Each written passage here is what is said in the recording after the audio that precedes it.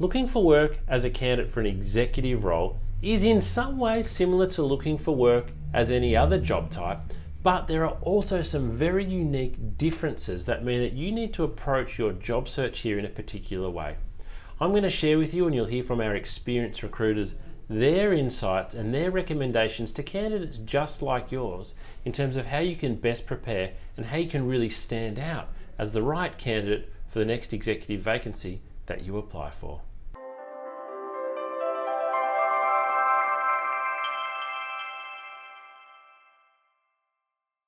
For many senior and executive candidates, the recruitment process can feel a little bit foreign and uncomfortable.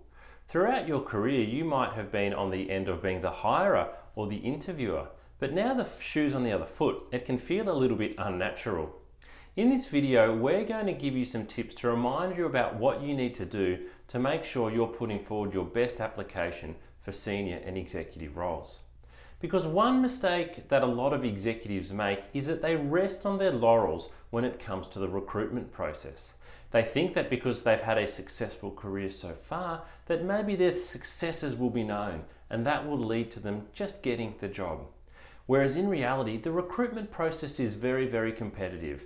Your actions will speak louder than your words, and so it's really important that you apply yourself really well at every step of the recruitment process.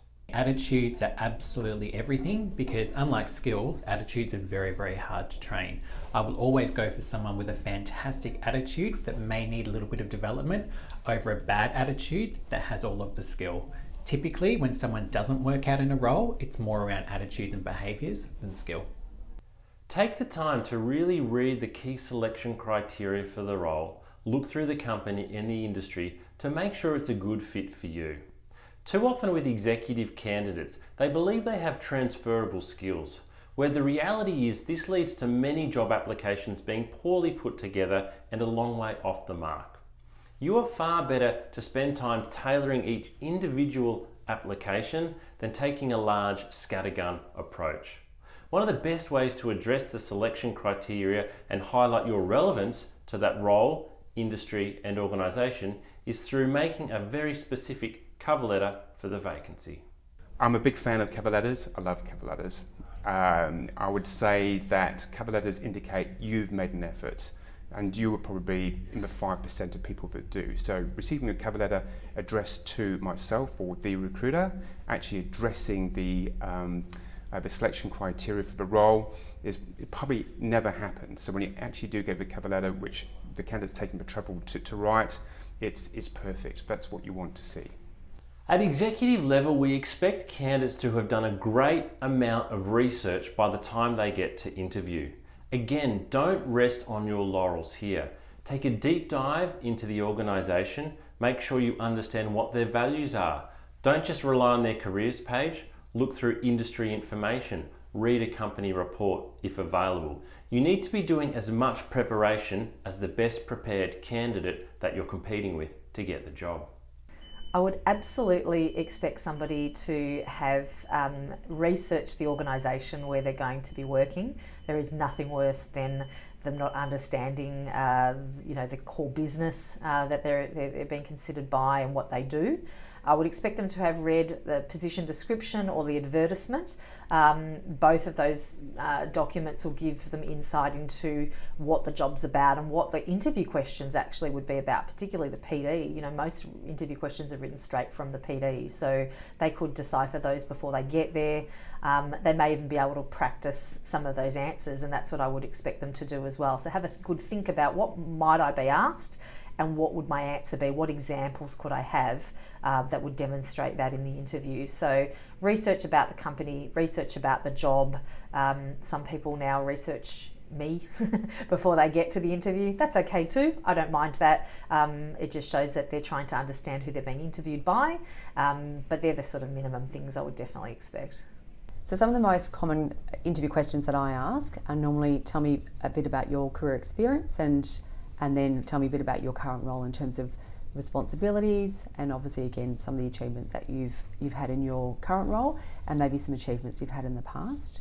I then ask questions around potentially a difficult situation that they've had to deal with and how they've they've managed that. So if it's, I recruit quite a bit in the HR space, so often with that, it would come with questions around about performance management, although again, any sort of leadership role could be a performance management situation. What they're looking for in their next role and what they would see the opportunity, if it's a specific opportunity I'm recruiting, as what it's going to give them in terms of their career development and what's really important for them in that next role. So I've got some organisations that really are looking for that high potential future leader. So I want to understand what their career aspirations are and where do they see themselves in 5 to 10 years.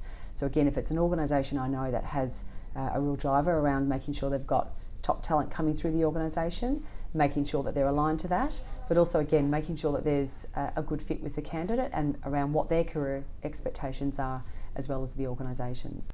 When you're at interview, you'll often have the opportunity towards the end of the interview to ask the interviewer or the interview panel some questions of your own. When it's a really competitive recruitment process, this can be one opportunity for you to really stand out from the crowd by having some questions prepared in advance that help to show how interested you are in the job. Some of these questions may include: what will success look like in the role? What would I be expected to achieve in the first 90 days? What will be the greatest challenge to being successful in the role? And there will be plenty of other questions that you will be able to prepare in advance through doing your own research. There's nothing wrong with writing these down and taking them along to interview with you and having them in a compendium. I think in order to make a really good impression that's sort of over and above is somebody that's really thought about how their experience is relevant to the role.